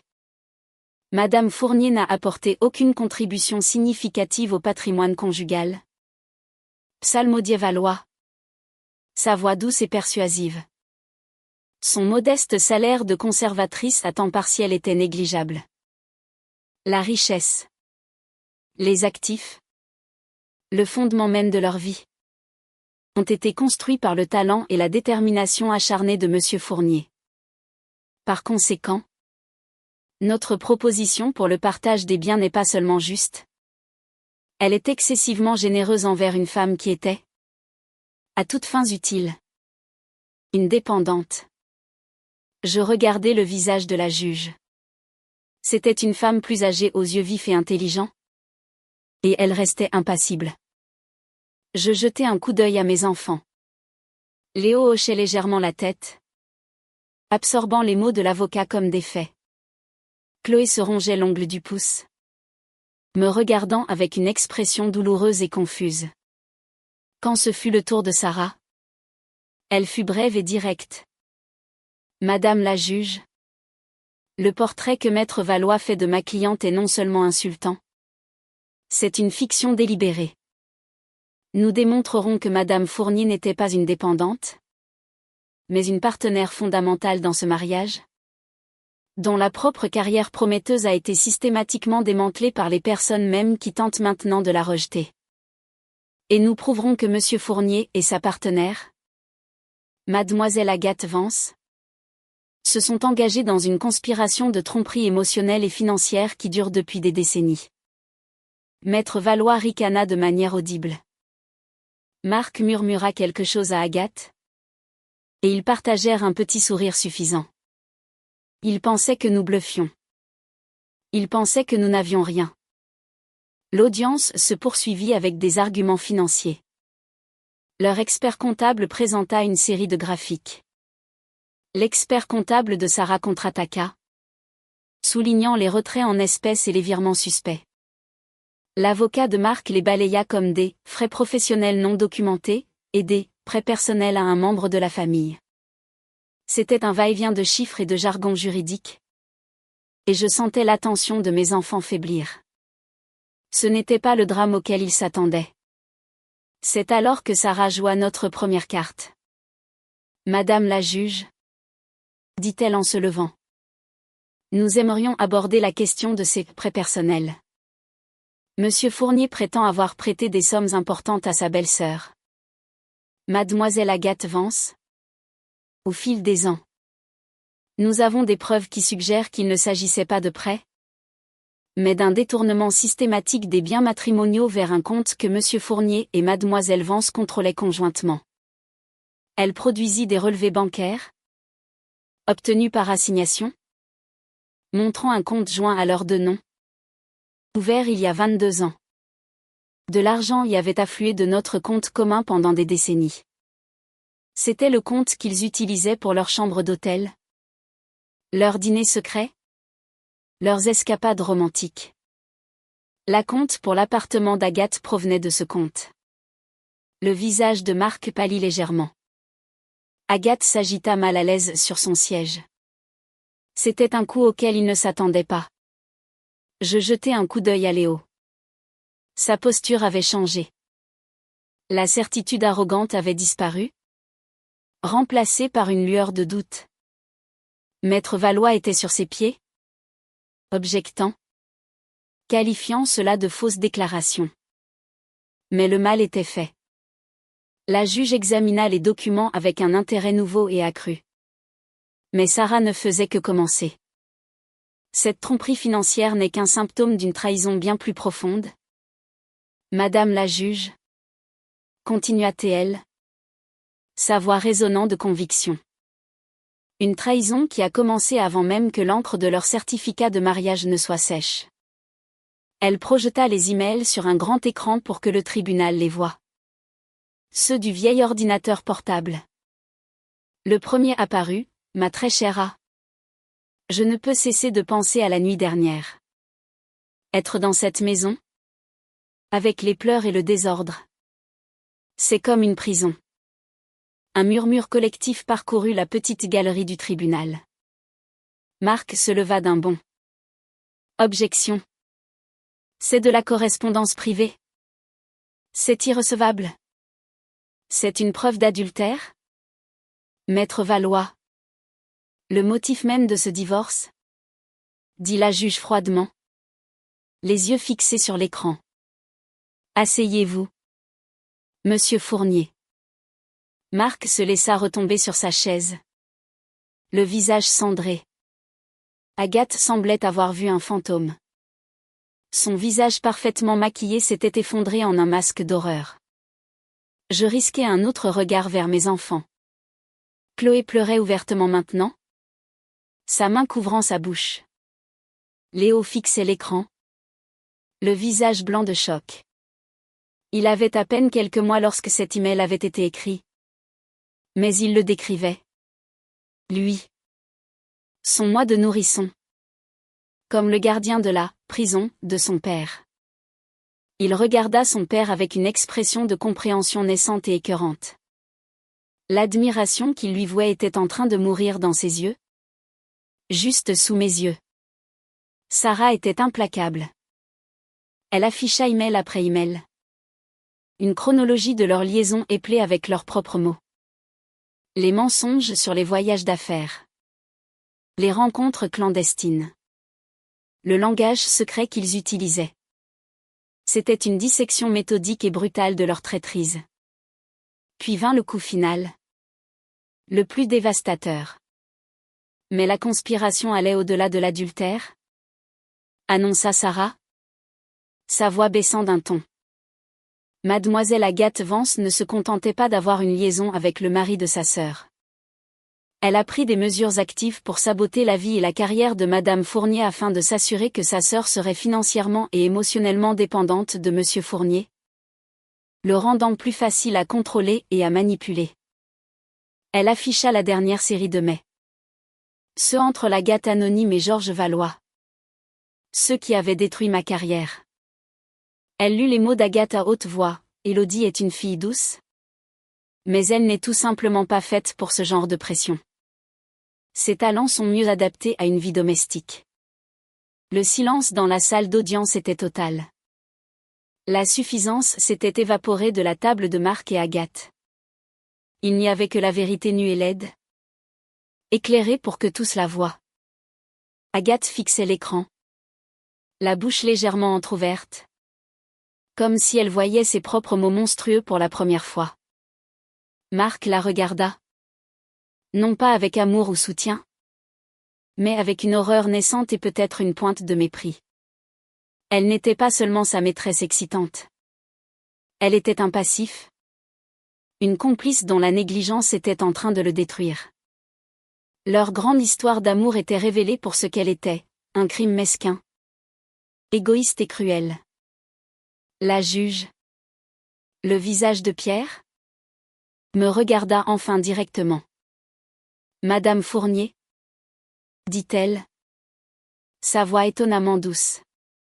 Avez-vous quelque chose à ajouter? Sarah me regarda et hocha la tête. C'était notre plan. Je me levai. Mes jambes tremblant mais me tenant fermement. Je portais mon vieux tailleur pantalon. Je sentis le fantôme de la jeune femme que j'avais été. Et la force de la femme que j'étais devenue. Je ne regardais pas mon mari. Je ne regardais pas ma sœur. Je regardais mes enfants. Pendant 23 ans. Commençai-je. Ma voix claire et forte. J'ai cru avoir un mariage heureux. Une famille aimante. Une sœur dévouée. Je croyais que ma vie était tranquille parce que c'était mon choix. Je croyais avoir quitté ma carrière pour élever mes enfants. Et je ne l'ai jamais regretté. Car je pensais que c'était le travail le plus important au monde. Je fis une pause. Mes yeux rivés sur ceux de Léo. Aujourd'hui. J'ai appris que toute ma vie d'adulte n'était pas basée sur mes choix. Elle était basée sur un mensonge méticuleusement conçu. Un mensonge raconté par les deux personnes en qui j'avais le plus confiance au monde. Ils n'ont pas seulement volé mon mari et mon argent. Ils ont volé mon passé. Ils ont volé ma confiance. Ils ont volé ma carrière. Ils ont essayé. Ils ont essayé de voler mon avenir. Des larmes coulaient maintenant sur mon visage. Mais ce n'étaient pas des larmes de faiblesse. C'étaient des larmes de rage et de libération. Ils m'ont appelé prévisible. Dis-je. Ma voix s'élevant. Ils ont appelé ma maison une prison. Ils m'ont appelé une dépendante. Mais une personne n'est prévisible que lorsqu'on ne prend jamais la peine de regarder plus profondément. Une maison n'est une prison que lorsqu'on n'a pas d'honneur. Et je ne suis pas, et n'ai jamais été, dépendante de personne d'autre que de moi-même. C'est moi qui ai élevé nos enfants. C'est moi qui ai construit notre foyer. C'est moi qui ai enduré les mensonges avec grâce parce que je croyais en l'amour et en la famille. Et c'est moi qui suis ici aujourd'hui, à dire la vérité. Je ne suis pas une victime. Je suis une survivante. Je m'assis. Le silence qui suivit fut profond. Je n'avais ni crié ni accusé. J'avais simplement exposé les faits. Je regardais Léo. Son visage était strié de larmes. Il croisa enfin mon regard. Et dans ses yeux, je vis non seulement le choc et l'horreur, mais une honte profonde et déchirante. Il avait enfin compris. La juge s'éclaircit la gorge. Elle regarda Marc et Agathe avec une expression de dégoût non dissimulée. L'audience est terminée, dit-elle. Sa voix glaciale. Je vais émettre une ordonnance provisoire gelant tous les biens matrimoniaux, y compris tous les comptes détenus par Monsieur Fournier et Mademoiselle Vance, en attendant une enquête complète. Et Maître Valois, ajouta-t-elle en regardant l'avocat de Marc, je conseillerais à vos clients de préparer une offre de règlement qui ne soit pas seulement généreuse, mais astronomique. C'est l'un des cas les plus flagrants de fraude conjugale calculée et à long terme que j'ai jamais vu. C'était fini. Nous avions gagné. Alors que nous sortions de la salle d'audience, Marc et Agathe étaient blottis contre leur avocat. Leur visage un mélange de fureur et de panique. Leur monde parfait venait d'exploser. Mais ma victoire me semblait creuse. En sortant dans le couloir, un sanglot brisé parvint à mes oreilles. C'était Chloé. Léo la tenait dans ses bras. Son propre corps secoué de tremblements. Il leva les yeux vers moi. Son visage ravagé par la culpabilité. « Maman » murmura-t-il, sa voix se brisant. « Maman. Je suis tellement désolé. » La guerre était finie. Mais les décombres étaient tout autour de nous. Et je savais, à ce moment-là, que la reconstruction serait la bataille la plus difficile de toutes. La victoire au tribunal ne fut pas un moment de célébration triomphale. C'était une démolition. Nous avions réussi à raser la tour scintillante de mensonges que Marc et Agathe avaient construite. Mais nous étions tous restés debout au milieu des décombres. La vérité, aussi purifiante fût-elle, avait laissé derrière elle un paysage de dévastation. Dans la foulée, le monde de Marc et Agathe implosa avec une vitesse à couper le souffle. L'ordonnance du juge de geler leurs avoirs fut une guillotine financière. Leur appartement parisien, loué sur le crédit désormais gelé de Marc, devint intenable. La nouvelle de leur liaison, dépouillée de son récit romantique et mise à nu comme une tromperie sordide de plusieurs décennies, se répandit comme une traînée de poudre à Maison Lafitte et dans les cercles professionnels de Marc. Les clients commencèrent à retirer leurs projets. Les amis cessèrent de répondre à leurs appels. Leur image soigneusement cultivée de couple de pouvoir dynamique vola en éclats, révélant les personnes désespérées et avides qu'ils étaient vraiment. Leur relation, forgée dans la chaleur des frissons secrets et d'un sentiment partagé de supériorité, ne put survivre à la dure lumière du déshonneur public et des difficultés financières. J'appris par Sarah, qui le tenait de l'avocat frénétique de Marc, que leur dispute était explosive et constante. Ils se retournèrent l'un contre l'autre, comme le font toujours les narcissiques lorsque leur fantasme commun s'effondre. Il lui reprochait d'avoir été négligente, d'avoir laissé une trace numérique. Elle lui reprochait d'être faible, de s'être fait prendre. Leur grande passion se révéla n'être rien de plus qu'une psychose partagée, et elle se dissolut au moment où la validation externe disparut. En un mois, Agathe était partie. Elle fit ses valises, quitta l'appartement et aurait accepté un poste dans une autre région. disparaissant de nos vies aussi soudainement qu'elle y était officiellement entrée. Marc resta seul. Un roi déchu. Dépouillé de son royaume, de sa reine et de sa réputation. Il fut contraint de vendre l'appartement à perte et de déménager dans un petit appartement sans âme. Le règlement du divorce fut, comme l'avait conseillé la juge, astronomique. Sarah veilla à ce que je reçoive non seulement ma juste moitié des biens matrimoniaux, mais aussi une part importante de l'argent qu'ils avaient caché, ainsi que des dommages-intérêts pour le sabotage de ma carrière. J'étais, pour la première fois de ma vie, complètement indépendante financièrement. En sécurité. Mais le vrai travail, le travail de reconstruction, n'avait rien à voir avec l'argent.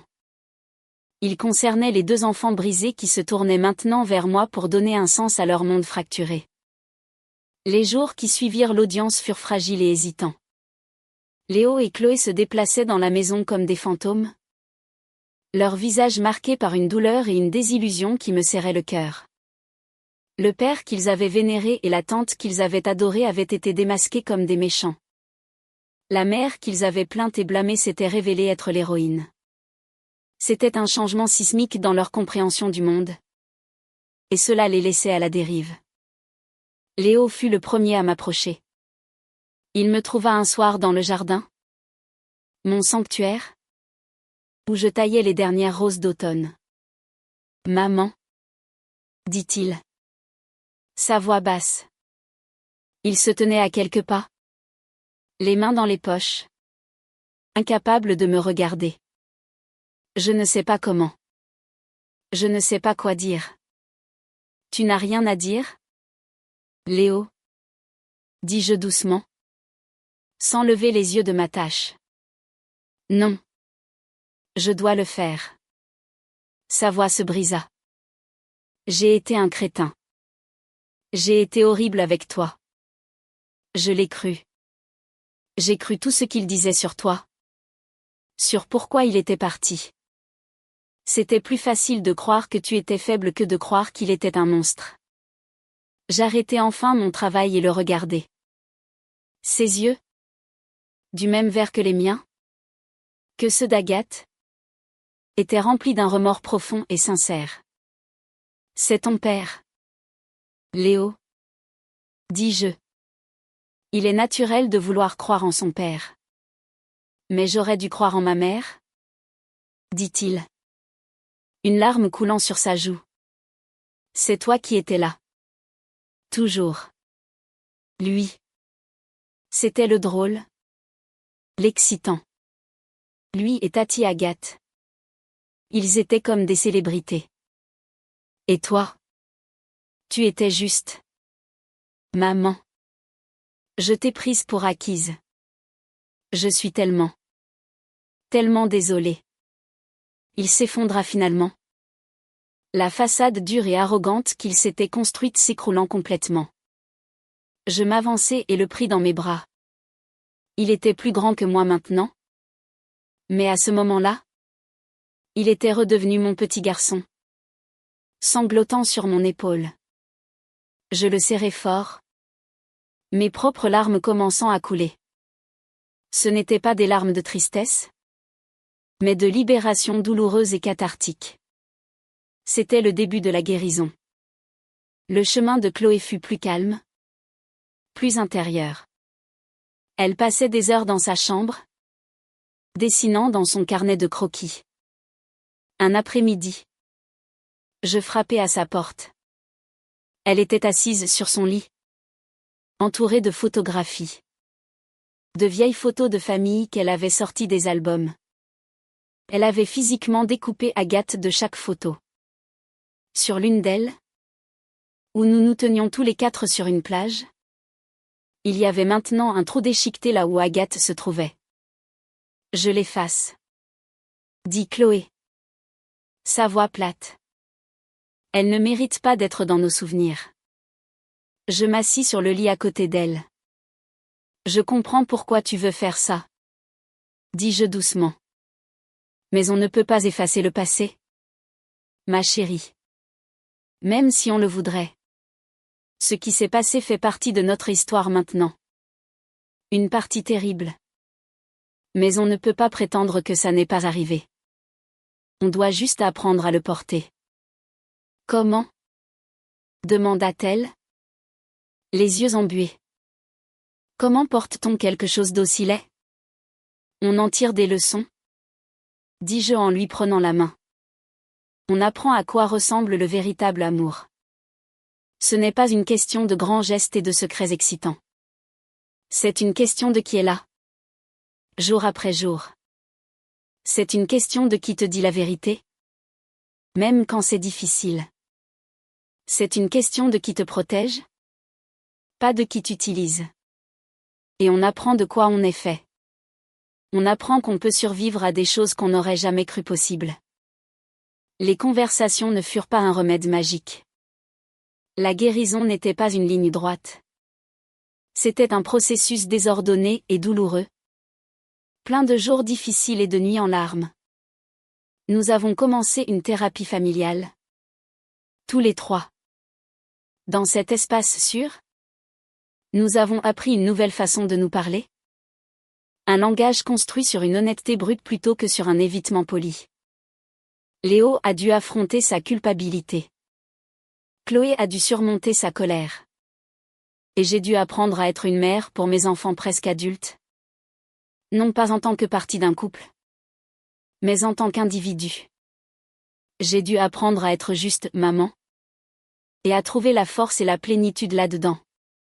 L'une des décisions les plus difficiles fut de savoir quoi faire de la maison.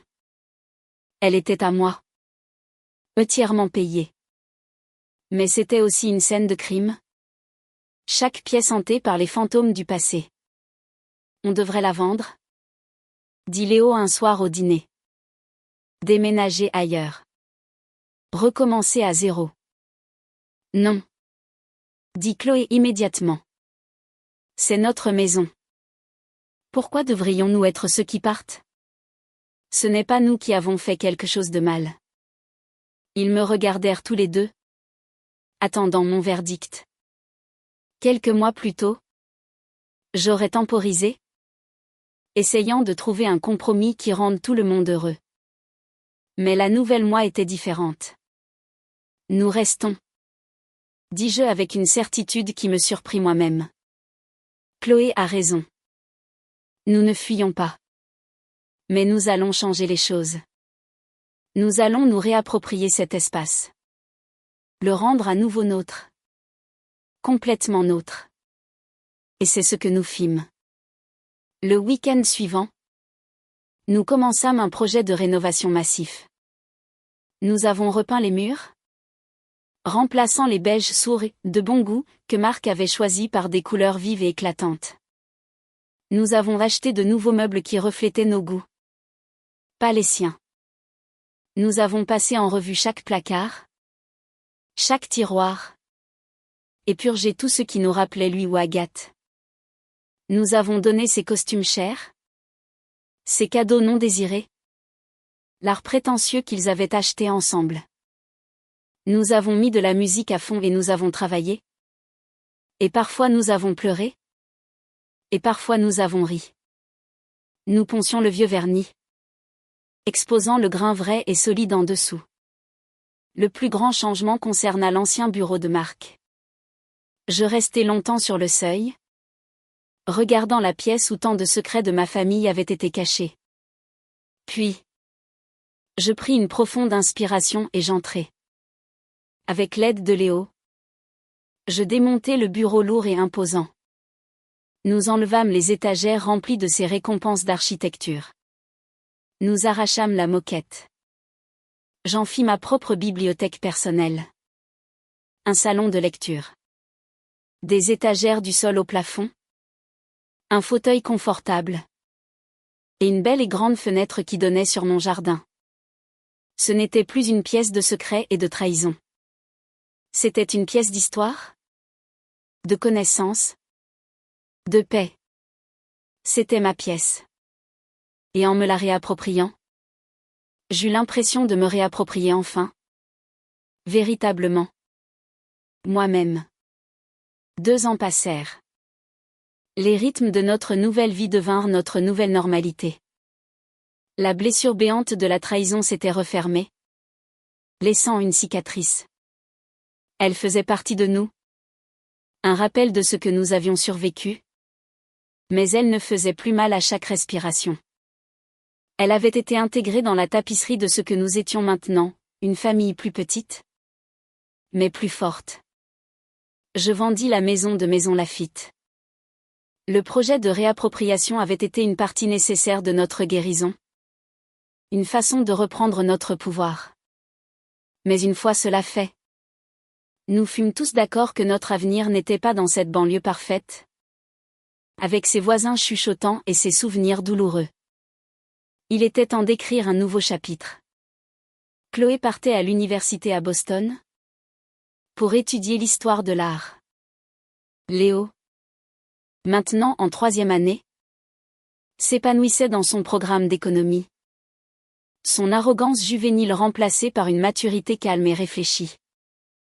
Et moi, pour la première fois depuis mes 20 ans, je vivais pour moi-même. Je vendis la grande maison et achetai un bel appartement ensoleillé en ville, dans le quartier du Marais à Paris, avec un petit balcon débordant de jardinières. Je quittai la médiathèque de banlieue et pris un poste de conservatrice à la Bibliothèque nationale de France. J'étais entourée de livres rares, d'universitaires passionnés et de l'énergie vibrante de la curiosité intellectuelle. Je n'étais plus seulement une bibliothécaire. J'étais une chercheuse. Une collègue respectée. J'avais des amis. J'allais au théâtre et à des concerts. Je découvris que j'adorais vivre seule. J'adorais les matins calmes avec mon café et un livre. La liberté d'être entièrement, sans excuse, moi-même. Je n'avais pas de rendez-vous galant. Je n'en ressentais pas le besoin. Ma vie était pleine. Non pas d'un homme, mais de sens. Marc essayait occasionnellement de prendre contact. Il envoyait des emails sporadiques et pleins d'apitoiements aux enfants, qu'ils ignoraient pour la plupart. Il avait perdu son cabinet et ferait, paraît-il, du dessin en freelance, une ombre de lui-même. Il n'a jamais offert une seule excuse sincère, seulement des lamentations sur sa propre chute. Il était devenu une figure pathétique et sans importance de notre passé. Un fantôme que nous ne craignons plus. Nous n'avons plus jamais entendu parler d'Agathe. C'était comme si elle avait cessé d'exister. Effacée non pas en la découpant des photographies, mais par la seule force de notre élan vers l'avant. Son nom était un murmure d'une vie antérieure. Une histoire que je raconterai peut-être un jour à mes petits-enfants sur le monstre qui portait mon visage. Un après-midi d'automne vif. Une enveloppe épaisse et d'aspect officiel arriva par la poste. Elle provenait du cabinet de notaire qui s'était occupé de la succession de mes parents des années auparavant. Mon cœur se serra un instant. Mes parents étaient décédés tous les deux à 1 an d'intervalle, à peu près au moment de la naissance de Chloé. C'étaient des gens simples et gentils. Et leur perte était une douleur douce et constante dans ma vie. J'ouvris la lettre avec des doigts tremblants. Elle était d'un homme nommé Maître Peterson, le jeune associé qui avait repris l'étude. Il écrivait pour m'informer qu'une condition spécifique du testament de mes parents avait été remplie, et qu'il était maintenant autorisé à me remettre un document qu'ils avaient laissé à sa garde pour moi. Une autre enveloppe plus petite était jointe, scellée à la cire. Mon nom était écrit sur le devant de l'écriture élégante et familière de ma mère.